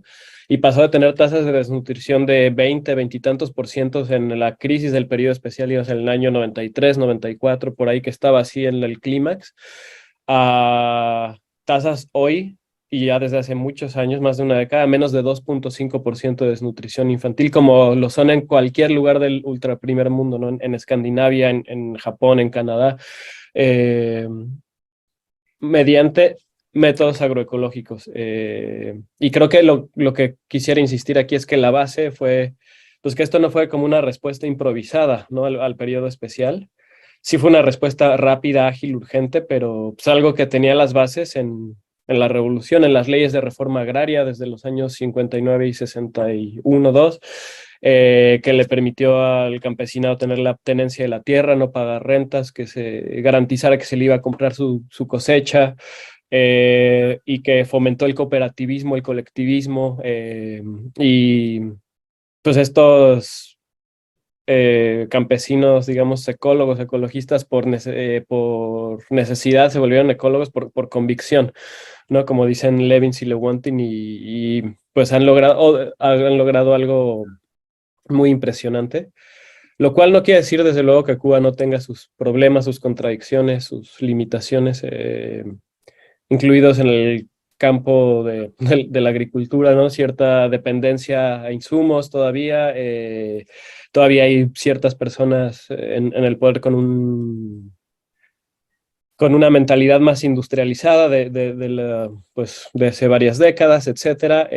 Tienen problemas de salinidad del suelo, muchas cosas, pero aún así lo que han logrado hacer y producir más del 65% de su alimento con técnicas agroecológicas, usando solo 20% de la tierra en el país, es muy impresionante, y creo que una invitación a, pues, cómo el socialismo puede, solo sobre una base así se puede lograr Y eso, una eso transformación con agroecológica, ¿no? bloqueo y todo, ¿eh? Eso con bloqueo y todo. Exacto, encima, y eso es ni siquiera hablar del bloqueo, ¿no? Y, o sea, ¿qué otro país? O sea, no es coincidencia que ningún otro país, aunque se haga agroecología en decenas de países del sur global, en Latinoamérica, en Asia, en África, pues ha logrado algo así, ¿no? Porque probablemente porque no tienen esa base económica y de producción, de distribución, de consumo. Y de nuevo, a pesar de todos los problemas que pueda haber, ¿no? Y limitaciones, entonces creo que eso es muy, muy importante. Y sobre lo de la prueba, que sí quisiera insistir que quizás no estoy seguro si esto es toda la respuesta, pero algo clave es pues que tiene que ser una postura decididamente antiimperialista, ¿no? Creo que esa es una de las claves porque, o sea, si se es antiimperialista, por extensión se es anticapitalista, ¿no? Entendido el imperialismo como esta fase monopólica del capital. Eh, y sobre todo en Estados Unidos yo siento que muchas posturas radicales aquí internas, o consideradas radicales para este contexto, pues es una limitación que tienen, no tienen esa autocrítica muchos de ver, y me imagino es semejante en Europa, pues, pues de reconocer el daño que el imperialismo, no solo en su fase moderna, sino históricamente en los últimos siglos ha causado, ¿no? Entonces, creo que eso es un buen indicador de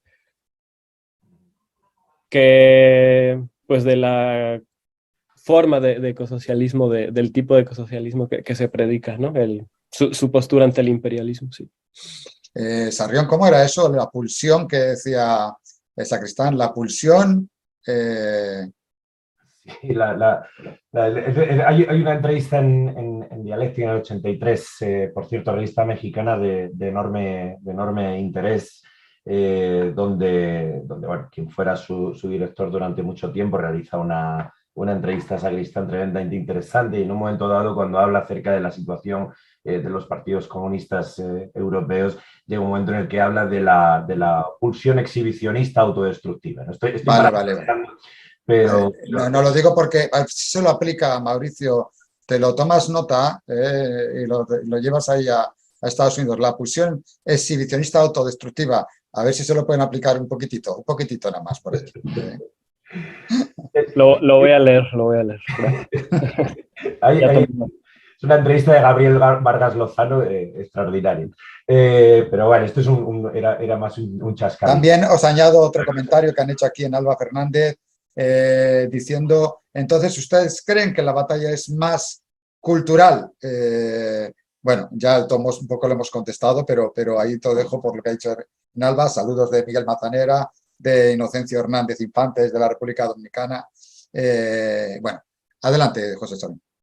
Sí, no, un pequeño elemento porque creo que es muy interesante, ¿no? Cuando hablamos acerca de hablamos por un lado del capitalismo verde y por otro lado del ecosocialismo, pero efectivamente cabría también debatir en torno a esta especie de tercera vía, que por cierto tampoco se ha hecho ninguna autocrítica histórica, que es la socialdemocracia. Es decir, también estamos por ver que el mundo de lo que antes era la socialdemocracia, que ahora es más bien un socialiberalismo, realicé una autocrítica, ¿no?, respecto al fracaso de su proyecto histórico, ¿no? Y claro, efectivamente es posible una salida reformista ante el colapso del sistema. Claro, hay que ver qué entendemos por política reformista. Si nosotros entendemos por política reformista aquella que planteaba, como era la tradición de Bernstein, es decir, el plantear que no es necesario tocar la centralidad del sistema capitalista, sino que sobre una base de paz social y presión sindical y política es posible repartir sencillamente parte de los beneficios privados para aumentar el bienestar de la mayoría social trabajadora. Entonces, entendiendo por tal la definición de reformismo, evidentemente esto también es incompatible con una salida ecológica. Porque, claro, la tradición reformista se basaba precisamente en que el capitalismo mantuviera su capacidad de crecimiento indefinido. Gracias a esta capacidad de crecimiento indefinido se podía provocar una situación en la que las dos clases eran favorecidas, en la que los propietarios de los medios de producción podían aumentar indefinidamente su riqueza, al mismo tiempo que las clases trabajadoras podían mejorar también su condición de vida sin necesidad de una revolución que pusiera en juego la propiedad de la producción y por lo tanto el propio sistema. Claro, esto a día de hoy es implanteable. Es decir, un elemento que a mí me parece importante y que Sacristán detectó muy bien y de manera muy pionera es que el paradigma ecologista devuelve al marxismo a su tradición revolucionaria con total nitidez, porque no es posible enfrentar los dilemas y las situaciones que nos plantea el colapso ecológico sin plantear, como habéis planteado los dos muy bien, un cambio de sistema. Es decir, si nosotros entendemos por capitalismo un sistema productivo que crece indefinidamente, basado en el crecimiento privado y en la creación de una sociedad de clases, si esto es lo que el reformismo no puede tocar a cambio de un aumento de la calidad de vida de la mayoría de la población, en un contexto de escasez energética, productiva, agrícola y mineral, esto es completamente insostenible. Y hay que recordar que, citando en este caso a Bellamy Foster, la tendencia en Estados Unidos es considerar que una economía funciona si tiene una tasa de crecimiento del 3% al año.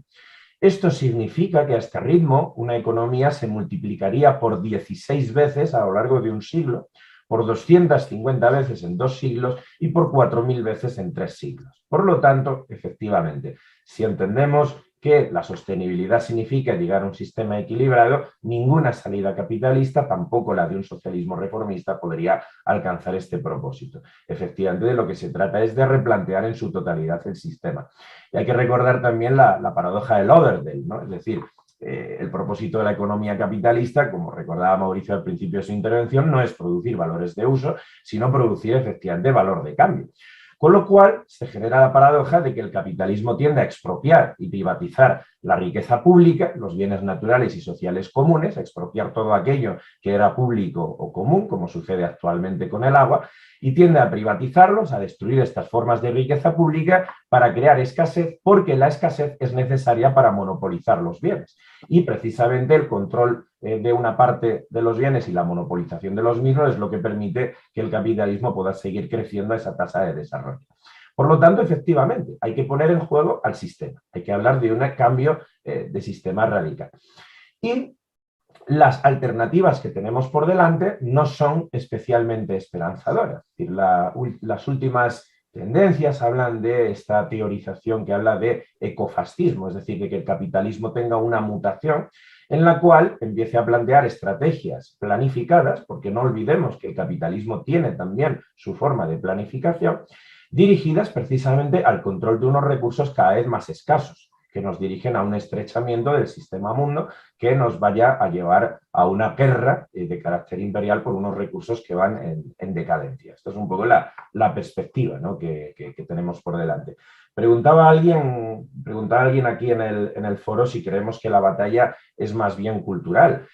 Bueno, hay que recordar que cultura, en un sentido gramsciano, es prácticamente todo. Es decir, la batalla es cultural porque cultura es nuestra forma de entender la vida, es nuestra forma de entender la felicidad, es nuestra forma de entender el consumo, nuestra forma de entender qué es un trabajo digno, etc.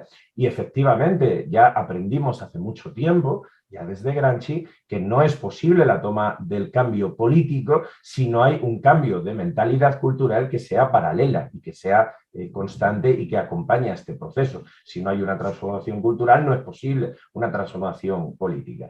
Y en ese sentido, y uniendo con lo que se comentaba antes de los países en vías de desarrollo, etcétera, quizá uno de los problemas que tenemos es que el modelo de vida que se plantea como modelo a seguir es el modelo de las clases medias de los países del llamado primer mundo. Es decir, el modelo de vida exitoso de una minoría del capitalismo es el que se presenta como modelo a seguir para la mayor parte de la población. Yo diría que la clave está en cambiar efectivamente cuál es el modelo de vida al que nos dirigimos. Y una de las claves la habéis mencionado los dos. La felicidad no tiene por qué estar vinculada a alcanzar unos niveles de consumo exteriorizados por unas clases medias y propagados a través del sistema de propaganda cultural, sino que efectivamente puede estar basada en el logro de mayor tiempo libre, en alcanzar unas relaciones sociales diferentes, en alcanzar otras formas de realizaciones, etc. Yo creo que los debates van un poco efectivamente por ahí. Lo que pasa es que lo tenemos ciertamente complicado, porque como es lógico, el enemigo recurre a los códigos culturales que ya están asentados y nosotros planteamos códigos culturales emergentes que tienen todo en contra, pero la batalla yo diría que efectivamente va en esa dirección. Claro, es que además estamos hablando en terminología, en conceptos, en espacios que van contra toda la narrativa en este momento occidental. De hecho, tú has hablado de que voy a coger varias cosas de las que has comentado, las traigo a colación. Uno, lo último que has dicho, de que no hace falta hacer un abuso de los recursos para tener una dignidad modesta, que es justo lo que ha dicho Xi Jinping ahora, una vez erradicada la pobreza, lo que queremos es conseguir una dignidad modesta, pero cada vez más solvente, de toda la población, garantizada para todos, no para unos pocos, ¿no?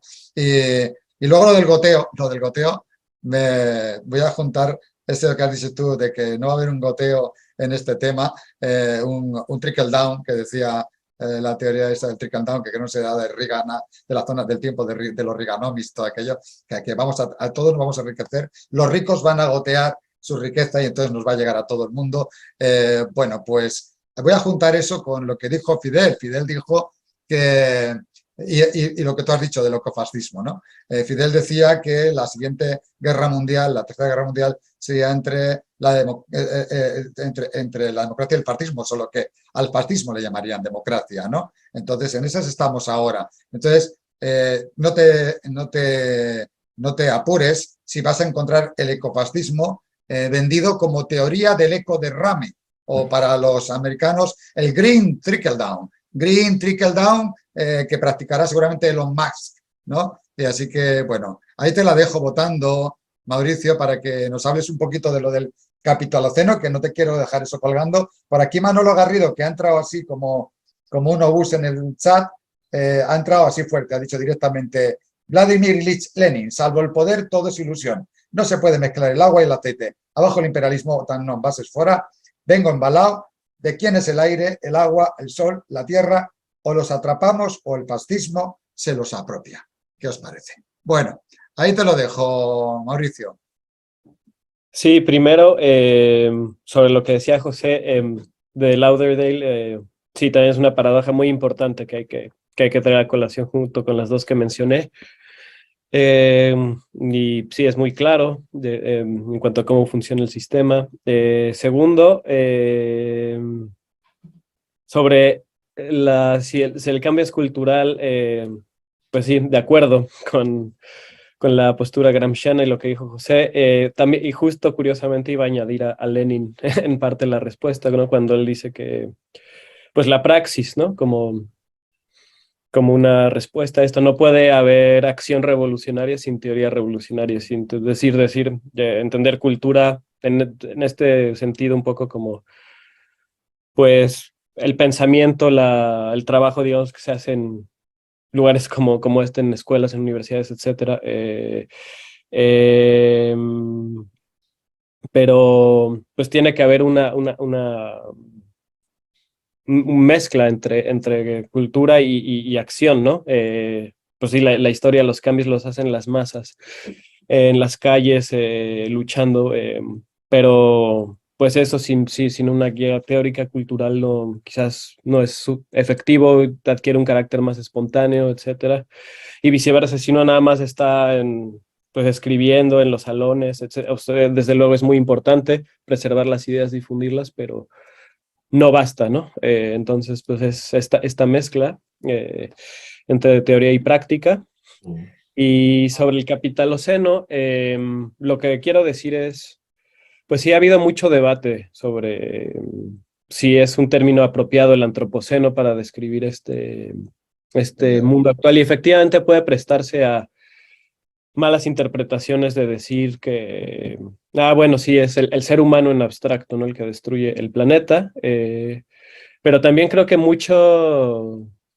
y bueno, ese es un riesgo, pero que mucha gente que plantea el antropoceno, que lo usa, incluido Ian Angus, por ejemplo, el mismo Foster y otros, son ecosocialistas convencidos y radicales e insisten que el concepto de antropoceno no niega que sea el capitalismo el causante, y entienden de dónde viene el capitaloceno, etcétera, pero ellos ahora están proponiendo algo que le llaman que estamos dentro de la época antropoceno, pero en la etapa del capitaliniense o algo así, como para salir de esa disputa, porque mucha gente que usa el término capitaloceno también Es culpa al ser humano, es culpa al ser humano, entonces. sí ha tratado, no, ha tratado de hacerse pasar por marxista o de izquierda, gente como Latour, por ejemplo, gente de algunas humanidades que pues también han tergiversado el término de capitaloceno. Y bueno, mi postura sobre todo eso es al final que, pues no importa cómo le llamemos.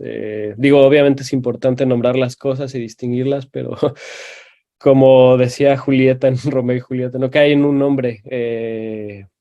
Aquello que llamamos rosa, si le llamamos de otra manera, tendrá el mismo dulce aroma, ¿no?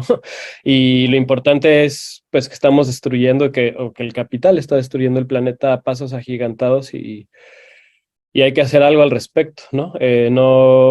Y ese algo no es que no definitivamente no perdernos en debates sobre cómo llamarle ad infinitum. Está bien, desde luego nos permite tener herramientas la reflexión, pero siento que también se ha extendido demasiado y puede llegar a ser contraproducente pelearnos por el término y no ponernos a resolver las consecuencias. Ya, son Pues las ideas que quería tratar acá. bueno, no veo de momento más preguntas, así que voy a intentar hacer una ronda final, ahora sí, con los tres que estamos en esta sala, expresando o contando si creemos que, pues, precisamente por la situación de guerra global que estamos viviendo, de lo que puede ser la caída del hegemón, de lo que puede ser un impulso para mí civilizador que puede venir desde Asia, desde otro centro mundial, con ideas más igualitarias, con nortes, pues fíjate, directamente Xi Jinping ha hablado de que Marx es la guía en este momento, en el último congreso que están celebrando. Directamente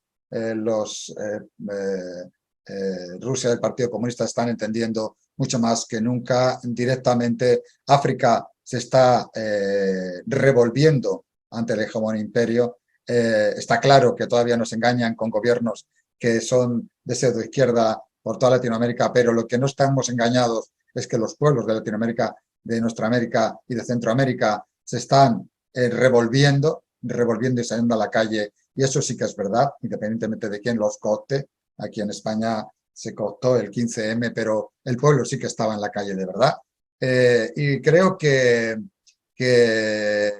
en Estados Unidos y en sus protectorados más en sus dominios, en teoría más controlados, incluso creo que se está moviendo el piso dentro de Estados Unidos, pero también empieza la cosa pues en la periferia, como siempre, y ahora mismo, una vez más, parece que tienen intenciones puede ser de una invasión a Haití, porque parece mentira que allí todavía puedan revolverse, parece mentira qué grande ese espíritu de los pueblos de liberarse siempre, pero realmente las resistencias han aguantado, Cuba ha aguantado a pesar de todo, Venezuela sigue ahí firme, Nicaragua, sí, construcción sandinista, hay muchas cosas que están sucediendo, y yo lo que creo, esta es mi opinión, os la traslado a los camaradas, que podéis hablar de cualquier otra cosa como colofón, pero yo creo que en este contexto, que es lo único que os pido que lo trasladéis a la actualidad del momento que estamos viviendo, 22 de octubre del 2022, yo creo firmemente que ese mundo socialista, por supuesto, absolutamente no más respetuoso, sino absolutamente conviviendo con la naturaleza como convivían, en cierto modo, con el mismo respeto que convivían los indígenas en el norte de América antes de que entraran los yanquis. Yo creo que realmente vamos a un mundo mejor, que incluso por primera vez yo siempre he pensado como izquierda que estaba luchando con esa generosidad transgeneracional, ¿no? No para verlo yo, sino que porque era lo que me tocaba, era el grano de arena que tenía que aportar para que futuras generaciones lo vean, ni siquiera para que lo vean mis hijos, sino para que lo vean futuras generaciones, mirado muy a largo plazo. Por primera vez yo estoy convencido, tengo un optimismo claro de que estamos poniendo los últimos clavos al ataúd del imperio y que ese debate, capitalismo verde, ecosocialismo, ni siquiera va a poder nombrarse sin sonrojarnos, sin sonreírnos, porque todo el mundo tendrá claro que lo que se ha acabado es directamente esa opción capitalista, depredadora, explotadora del ser humano y contra el ser humano. Así que, bueno, mi aportación en este debate vuestro es que estamos en el lado bueno de la trinchera, si somos antiimperialistas, y que veo que ambos los dos esa parte la tenéis como eje y que creo además que todo vuestro trabajo dentro del ecosocialismo va a verse compensado por un éxito que vais a ver, porque además sois más jóvenes que yo, por tanto, creo, no sé, yo me veo más guapo incluso, pero sois más jóvenes que yo seguro, entonces realmente no os veo una puñetera cana, cosa que me da una vergüenza terrible, entonces, pero que creo de verdad que lo vamos a ver los tres, incluso yo, ¿eh? Sí, es que a Mauricio lo trataba como si fuera un becario al principio y por eso me enseña que canas tiene ya, ¿no? Cuando he dicho, no, es alumno de Belamit, alguno habrá dicho, han llamado al becario. No. No experto. No, pues yo creo de verdad que lo vamos a ver y vosotros más aún. O sea que estáis a punto de ver ese cambio de ciclo con todo lo doloroso que es un parto, también. Y con una cosa importante, los que estamos en Europa, los que estamos en Estados Unidos, los que estamos en la barriga de la bestia de las metrópolis imperialistas, lo vamos a pasar peor. Pero el mundo en global, la mayoría de la población mundial, va a vivir una especie de renacimiento socialista, estoy convencido. Así que el turno vamos a hacerlo al revés. Antes empezó Betancourt y le dio réplica a José y hoy, ahora para acabar, empezará José y así Mauricio Betancourt se extenderá todo lo que quiera. El tiempo es suyo, que es el que ha puesto la traba de la hora, que a él le apretaba más por cuestiones de agenda. Así que adelante, José. Tú extiéndete lo que quieras, que él ya luego apurará. Tenemos de todos modos 15, 20 minutos por delante si hiciera falta. Pero vamos, adelante, José. Bueno, y gracias a ambos, los dos, por todo, por la forma en que habéis tratado el tema y por estar militando en el antiimperialismo, teniendo claro que eso, creo que lo sabéis, no os va a dar premios en esta parte de Occidente. Ahí lo tenéis mal. Si esperáis medrar con esta actitud vuestra, estáis realmente jodidos. Venga, adelante. Nada, yo con mucha brevedad, pues yo creo que está todo dicho y yo puedo aportar poco más, ¿no? Desde luego la mención a la praxis que hacía Mauricio me parece muy importante y no está mal recordar también a un filósofo para mí fundamental también español y mexicano a un mismo tiempo, como fue el maestro Adolfo Sánchez Vázquez, que precisamente ponía relevancia la importancia de la categoría de praxis, ¿no? En Marx, que recordemos tenía primacía ontológica sobre la teoría, es decir, existe con más nitidez, pero además también primacía epistémica, es decir, la praxis es finalmente la que puede determinar qué teorías adquieren más corrección o menos, ¿no? Qué grado de verdad real tiene, ¿no? Y recordar aquella afirmación también leniniana de que la verdad solo es concreta. Efectivamente, una cosa que Sánchez Vázquez apreció mucho de Lenin y por eso le dedica un capítulo largo en su segunda gran edición de Filosofía de la Praxis, es la capacidad de unir teoría y práctica a través de la táctica y la estrategia, ¿no? Un elemento fundamental para que la teoría se realice, como quería Marx en las tesis sobre Feuerbach, es necesario efectivamente que se haga real, que trascienda, y eso se realiza en el ámbito de la práctica, por tanto, efectivamente de la política, ¿no? Y termino, como hemos mencionado, el tema de la batalla de las ideas, la batalla cultural, etcétera. Hay una frase que me gusta recordar de un adversario, ¿no? Que es Hayek, precisamente, que ha sido nombrado también. Economista supermarxista él. Hayek Pero hay una cosa que decíamos. La escuela austríaca era, ¿no? Claro, y cuando hablabais acerca de, bueno, pues la época en la que el neoliberalismo parecía una utopía, ¿no? Y que parecía que no se podía desarrollar, en época de hegemonía total y absoluta del keynesianismo en el marco del capitalismo occidental, efectivamente, economistas como Hayek se ven en una extrema minoría. Y como sabéis, en 1947 Hayek impulsa la fundación de la Sociedad Mont Pelerin, que es financiada por un empresario suizo, por Albert Hunold, y que reúne industriales y a banqueros suizos para financiar un think tank dirigido precisamente a devolver, digamos, el capitalismo a sus raíces más puramente liberales. Y entonces esta sociedad, que es una sociedad de difusión cultural, en definitiva, de impulso cultural, en la que se reúnen autores más tarde como Milton Friedman o miembros de la escuela del Public Choice americana como James Buchanan, es decir, de la derecha económica más dura. Hayek realiza... Los hombres de negro de la era Pinochet. Claro, claro, efectivamente, ¿no? Friedman con su famoso brick, con el famoso ladrillo, ¿no? Que hace la política económica de Pinochet, efectivamente.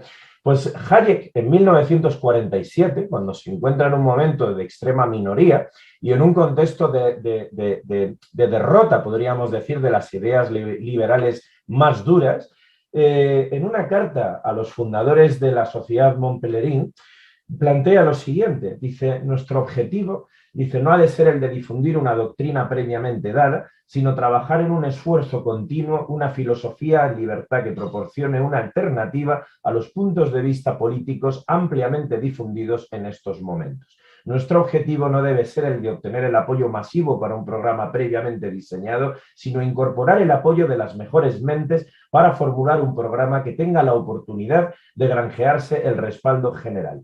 Nuestro esfuerzo no difiere de ninguna labor política, y esto es lo interesante, no difiere de ninguna labor política, pues debe ser un esfuerzo esencialmente a largo plazo, preocupado no tanto por lo que sea viable en este instante, sino por las creencias que deben cobrar preponderancia, si es que se quiere evitar los peligros que en este momento amenazan la libertad individual. Es decir, este es un Hayek casi gramsciano, es algo interesante esta formulación del 47. Es decir, lo que ellos quieren, además una de las críticas que hace Hayek es que hasta ahora los liberales se han dedicado estrictamente al terreno económico y ahora tienen que trabajar en el terreno político y cultural porque haber descuidado ese frente es lo que les llevó, en su opinión, a encontrarse marginados en un momento determinado.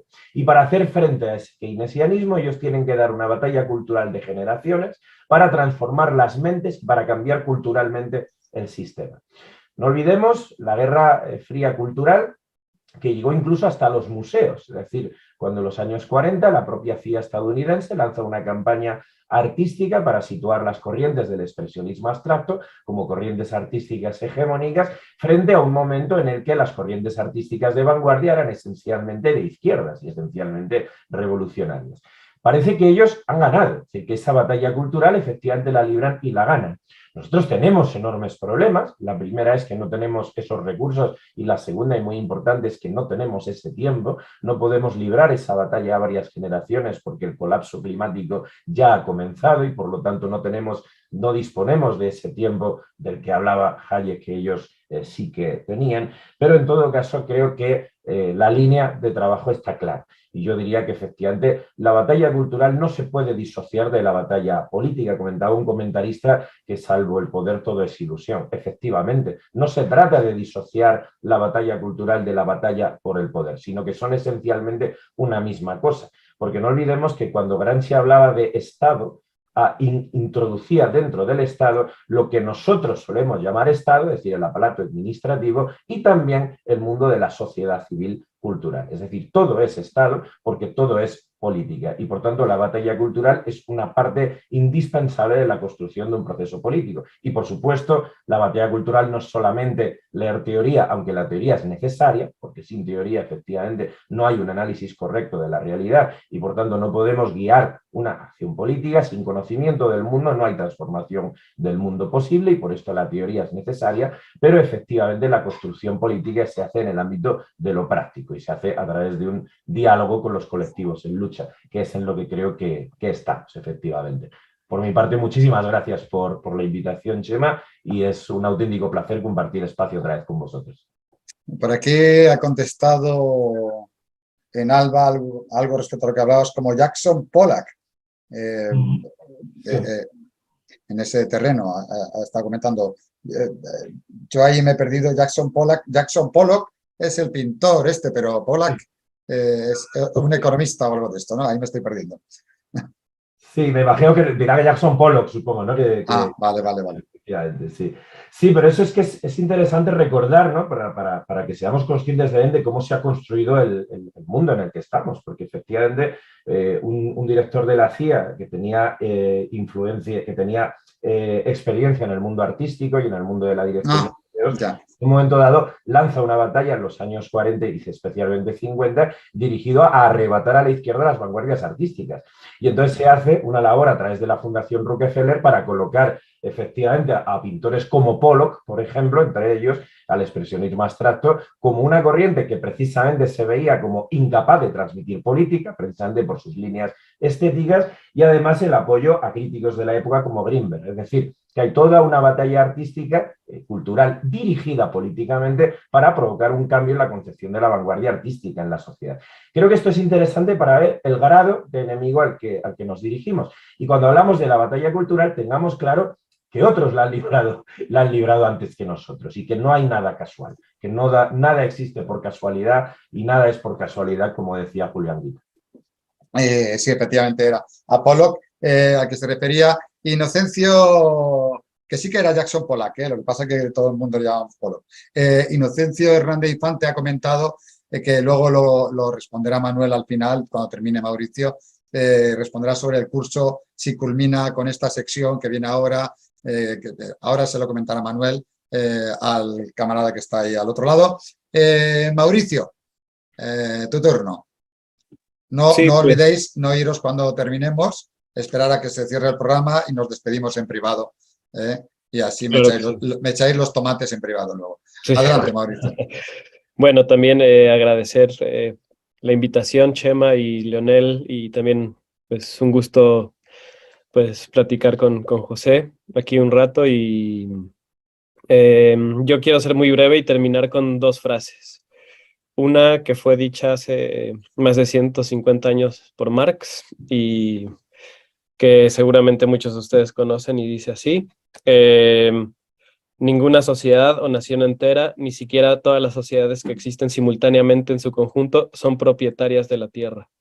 Solo son sus poseedoras, sus usufructuarias y como buenos padres de familia deben transmitirlo a las generaciones sucesivas en un estado mejorado.